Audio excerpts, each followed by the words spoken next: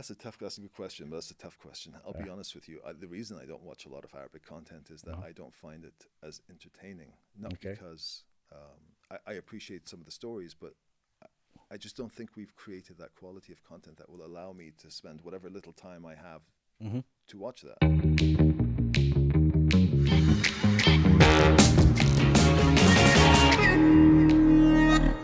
Hello and welcome to the Mayman Show. We are coming to you from our studios in Riyadh, the Kingdom of Saudi Arabia.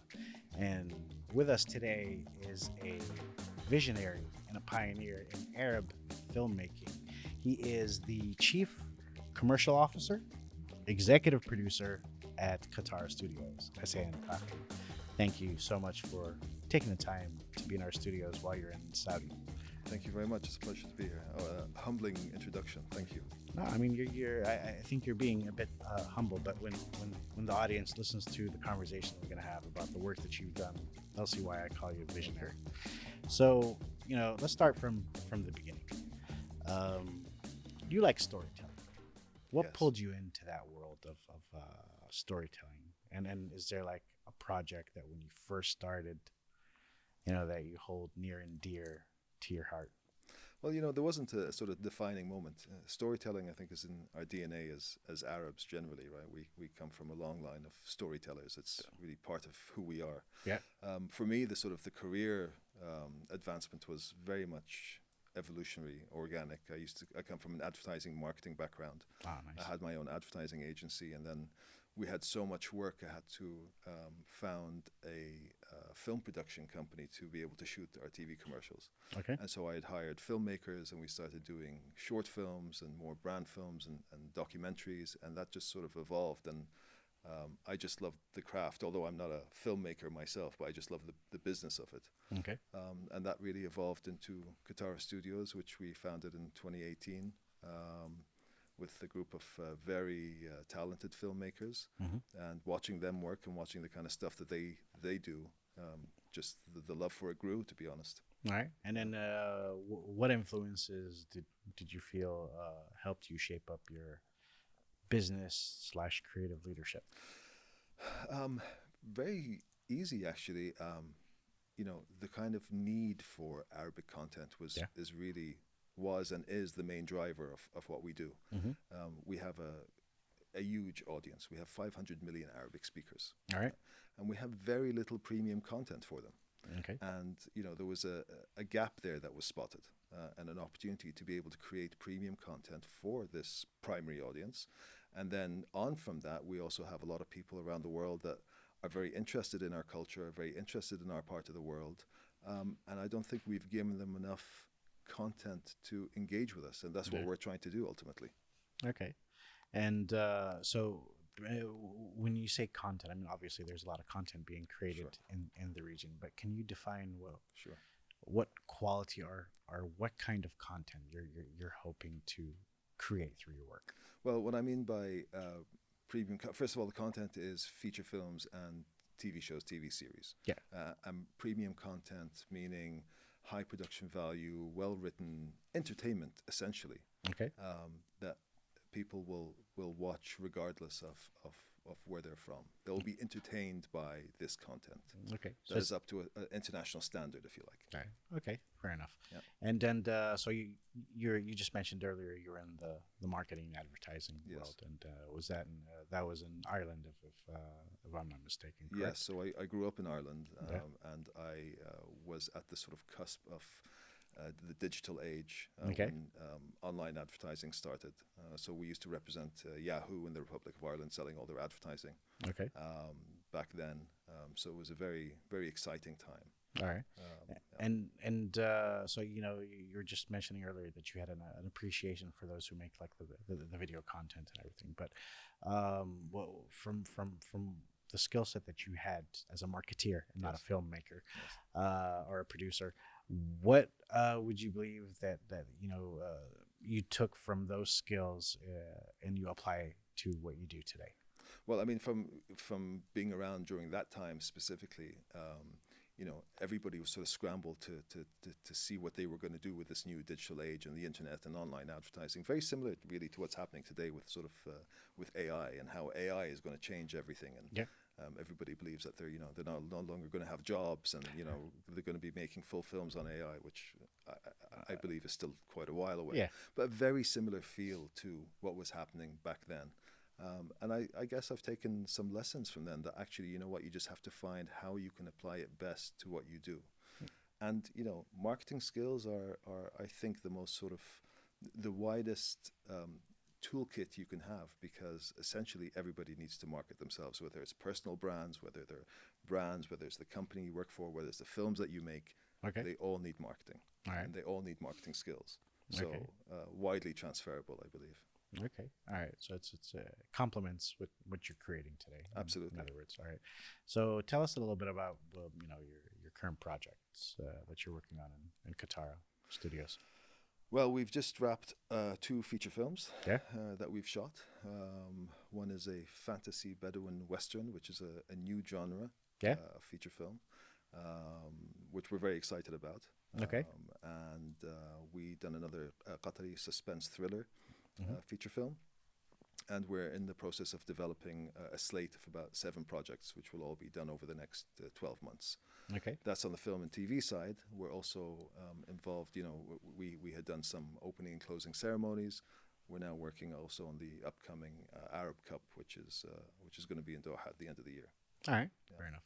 So let's talk a little bit about the fantasy Bedouin Western. Yes.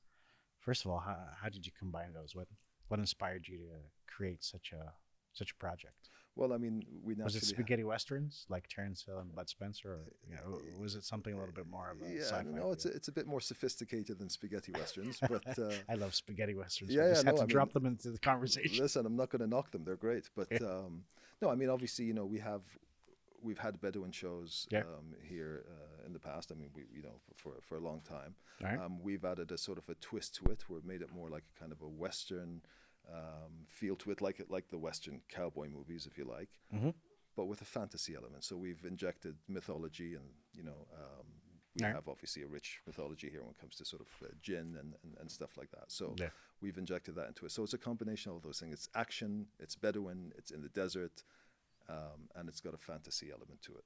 All right. So when you combine all these genres together, and experimentations, how do you balance the cultural authenticity? How do you showcase, I guess, the Bedouin into the mix? I'm so glad you brought up that word, because authenticity is the foundation for everything that we try to do. Of course. Genuinely. It has to be authentic, because if it's not authentic, if you're trying to please an audience just by throwing stuff in there, it shows every time. But if you're authentic to it, you get the dialects right, you get the accents right, you get the costumes right, you get every element of it right. It really comes through in the final product. So we're very careful to try to be as authentic as possible. And I think we've done that with this project. All right. And let's talk about producing the Arab Cup ceremonies. What do people not realize about producing, something of that scale, of that magnitude? Look, it's really interesting because it's real time. Yeah. Yeah. There's no sort of margin for error. You have millions of people watching. Okay. And so you have to get it right. But you're bringing in a cinematic sort of experience. You're bringing in a filmmaking experience. And that's, I think, the unique thing about Katara Studios is that we brought a cinematic approach to the opening and closing, the ceremonies generally that we've worked on. Okay. And so you bring in those skills, but you have to get it right. You don't have a chance to have a retake or to stop and reset. Yeah. So it's a very challenging that. So thankfully, I don't do that on the ground. I'm on the business side. Okay. But working with the teams, I mean, it's a serious challenge. But they've done an excellent job, and I think we've really sort of cracked it. And that's why we've done 4 of them so far, and 5 actually so far, and a couple more to come. Executing on the spot always has those make it or break it moments. Yes. I mean, with me when I was a news anchor for live television, it was kind of one of those situations because obviously there's no retaking anything, which is the complete opposite of this show. But do we have any blooper reels from you during that time? No, they're hidden. Okay. Actually, or maybe I've just committed some arson and burned the library that has them down, so nobody can see them. Convenient. Conveniently, right now. No, but I think the archive for the channel too is no longer existing, All right. which had nothing to do with me or Or the arson. Yeah. yes, with my arson. So just a lot of film. Everyone when they get into the entertainment industry in general, whether it's music, making movies, documentaries, series, everybody talks about going international, having a global reach, touching into the largest sphere of audiences from around the world. Yes. Your philosophy is Arabic audience first. Yes, absolutely. And why is that? Well, because it has to resonate with your own audience first. Again, if it's authentic, Mm-hmm. your audience are the first ones that are going to pick up on the authenticity of it. So if it does well with your audience and it's done well enough, then it'll travel by default. Okay. And we really believe in that. We don't agree with this approach of creating content because we want people in the West or people in the East or wherever it may be to watch it. Okay. We make it primarily for our own audience, and if it's strong enough, then by default it'll travel. Okay. Yeah. And since we come from the land of storytellers, Yes. as I like to say, Yes. the rawis and the hakawatis, Exactly. and whatever you want to call them. Yeah.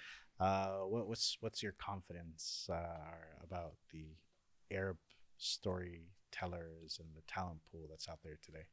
How confident are you that they can enable you, achieve this vision and dream? Super confident. All right. We're in a very exciting time. I've often referred to it as the golden age Okay. Of Arab filmmaking, and I truly believe that. All right. We have the talent. We have a wealth of IP in this part of the world, whether it be historical, whether it be contemporary, whether it be war stories, whether it be dramas, love stories, etc. I mean, we have so much that's untapped. We Okay. haven't even scratched the surface.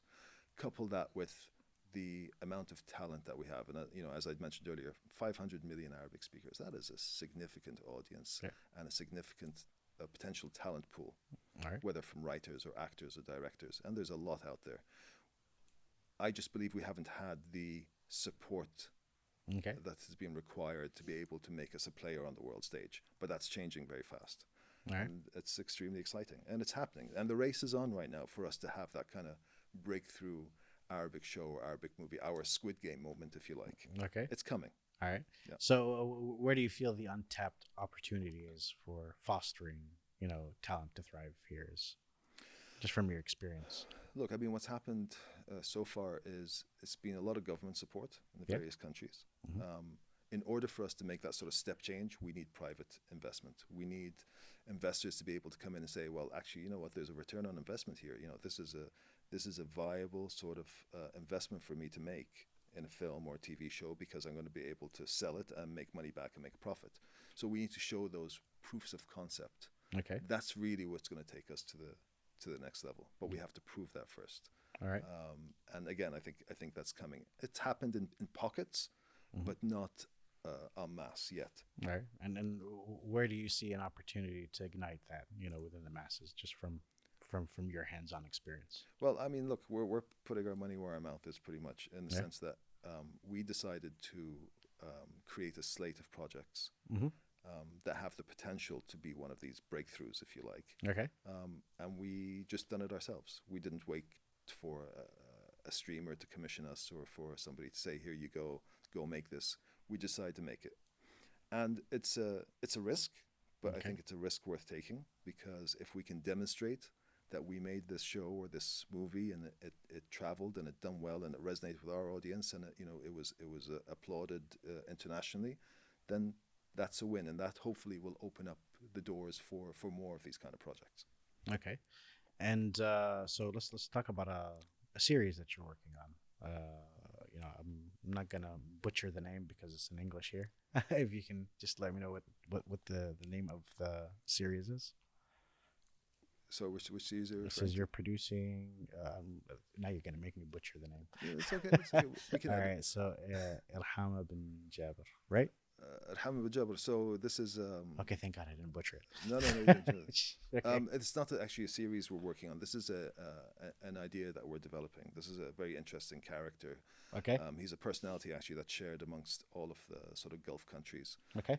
This is a real life pirate the British referred to him as a pirate. Of course, anybody who's against the crown or the empire is referred to as a pirate. If he was today, he would be referred to as a terrorist. But he was basically somebody who was fighting against the British in the Gulf. Okay. We found there's a novel by a Qatari author who wrote The Corsair, which is a book about him, which we found very interesting, and we optioned the rights to that book, and we're currently looking at how we can develop that and how we can make it either into a TV show or a film, or still undecided, very, very early stages, but it very much aligns with our objective of sort of finding characters that are shared. So we take a very sort of pan-regional, pan-Arab approach to the stories that we tell. Okay. Not just localized stories. Yeah. And this really sort of matched that mandate, if you like. Okay. So it's something we're developing. It's very early stages. I'll keep you posted, but nothing to announce at this stage in terms of that. All right. We're still studying it. Okay. Well, let me know how that goes. I'd love to see what happens. And so, when you just mentioned there's a pan-Arab, pan-regional approach to creating this kind of content. Yes. What's your thoughts about basically, like the burgeoning scene here and within the region, whether it's in Saudi Arabia, UAE, Qatar? How do you see basically collaboration coming, in the forefront of creating this kind of content?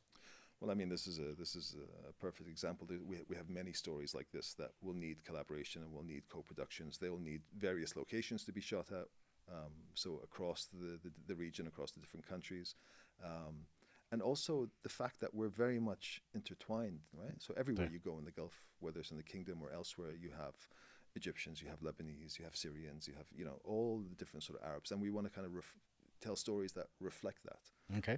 And so therefore the pan-Arab approach that will appeal to all of the Arab world as opposed to just within that country. Okay. But collaboration is key. We need to collaborate. We need to first of all mitigate our risk when it comes to producing these things. So everybody takes a little bit of the risk. Yep. We need to merge talent pools, because you may find a writer from Saudi Arabia and a director from Qatar and an actor from Egypt. So collaboration is key. Okay. In making these a success. All right. And so obviously since you're in the industry and you shifted from marketing, you must have had a love for movies and documentaries and everything. So what's your favorite movie growing up? Growing up had to be Back to the Future, for sure. Back to the Future? No contest there. Okay. That's Which an one? easy Part 1, 2, or 3? Or? Well, 1 obviously being the best, but I loved all of them personally. Yeah? But What'd you like about it, though? I mean, I like Back to the Future. It's one of my favorite movies, but, what made you... I think just the sort of I think we all have a little bit of that fascination of time travel, right? Okay. And what would you do in that situation if you could go back in time? Yeah. So I think it's just one of those things. But, also, it was just the perfect movie. It had everything, yeah. It was just done to a T. I mean, I always wish I had that sports almanac. Exactly. But I mean, we all fantasize about that, exactly. right? Yeah, absolutely. All right. And if you had to, you watch Arabic movies, obviously, and some. All right, some. Not as much. I shouldn't be saying this. I mean, and that makes two of us. That's fine. So I'm as guilty as you are, but there are some that are entertaining, and that goes to. I mean, just because I'm used to watching more of English content, because that goes to that production touch that we were talking about. That you can easily notice if you watch a Hollywood movie when you put it next to, let's say, virtually any movie from any part of the world. That's right. What movie did you see or watch and you're like, this is entertaining? What if this was retold on a Hollywood budget, on a Hollywood quality control way of production? That's a good question, but that's a tough question. I'll be honest with you. The reason I don't watch a lot of Arabic content is that I don't find it as entertaining. Not because I appreciate some of the stories, but I just don't think we've created that quality of content that will allow me to spend whatever little time I have to watch that. Right? I mean, everybody's vying for your attention. So what's really going to grab my attention to watch it? Arabic, and I'm not just saying this, but probably the best that have come out in the last couple of years have been the Saudi productions, honestly. Yeah.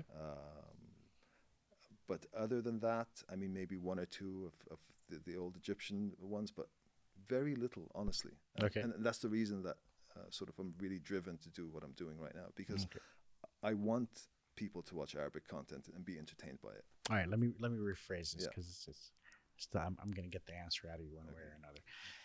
So let's play a game right now. You've been commissioned to take a successful, I don't know, Egyptian movie, I guess, and turn it into a Hollywood blockbuster. Which one would it be? Oh, you're putting me on the And spot. why? You put me on the spot.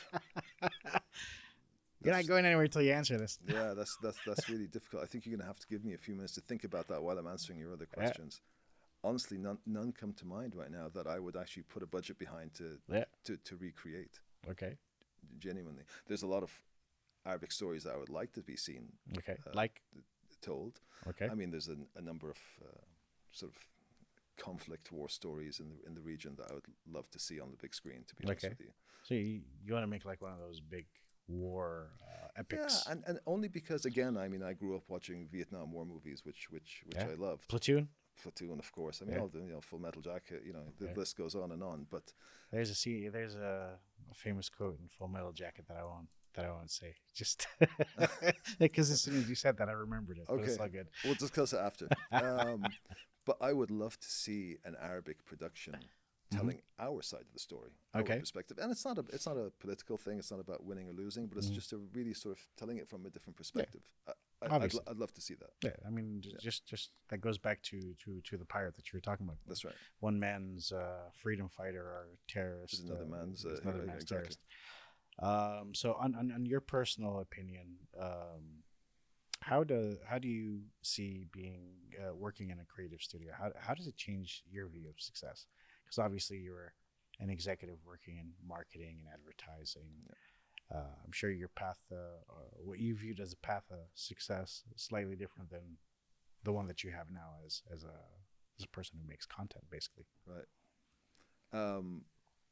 Your question was what do I appreciate about it, or what do you appreciate about it, and how has that shifted your mindset on what success is, basically? Look, I think I've really kind of appreciated the craft that goes into it. Mm-hmm. I mean, it truly is an art and something I didn't appreciate before. I always saw it as a business thing, but actually watching these filmmakers and watching, even the writing process, the development process, and how they translate that to screen. It's a real art, and you get to appreciate the people that do that, and then you get to see why some are better than the others, to be honest. But that's really been an eye opener and a sort of a driver, I guess, to help bring these stories to life and bring them to the big screen, because the only way that's going to happen is if you make them commercial and make them because a good movie is only as good as what makes a good movie great is the fact that people have seen it. If they haven't seen it, if it hasn't been marketed properly, if it hasn't been brought to life, it's a waste. So that's been a driver for sure. All right, that's interesting. I mean, that's what is the difference between like as you said, a successful movie and ones that have cult following. Because back in the day, I remember when some videos didn't do good in the box office, they'd do good on home video rentals. That's right. That's right. All right, and so as I guess from one content creator to another. Except we make different kind of content, but it's still content nonetheless. So you follow the show, obviously, before we started recording. You told me you've seen some episodes. So what caught your attention as a content creator? What makes this, watching this podcast or listening or watching this podcast different than other content in the world? Or in the region? Yeah, I mean, again, going back to, I think, to a word that we touched off earlier which was authenticity, right?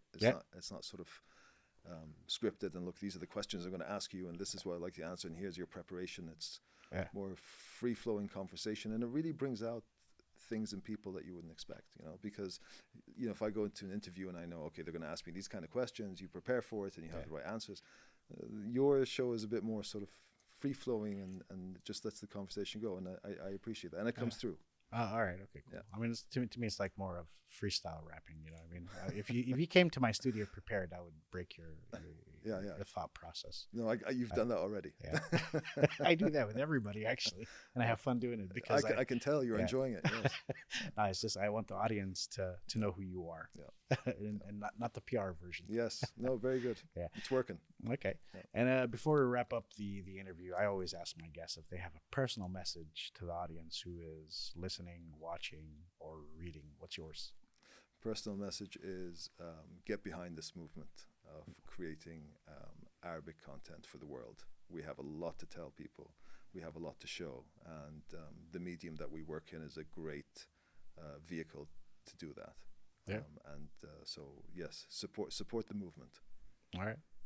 Fair enough. I mean, you already have one supporter in the movement. So Great. I'm calling out on anyone who wants to make movies, if you want to make a TV show, documentary, you gotta listen to this episode and reach out to my buddy Hussein, and then hopefully we can start a revolutionary movement in content creation. Well said. Sounds good? Yep, works for me. I'd like to thank you again for being in our studio today. Thank you. Had a lot of fun talking to you. Likewise. Seemed like it was a 5-minute conversation, but we're already past half an hour. Amazing. It's been a pleasure. Thank you. Appreciate it. And tune in to the one and only Mayman Show. See you later.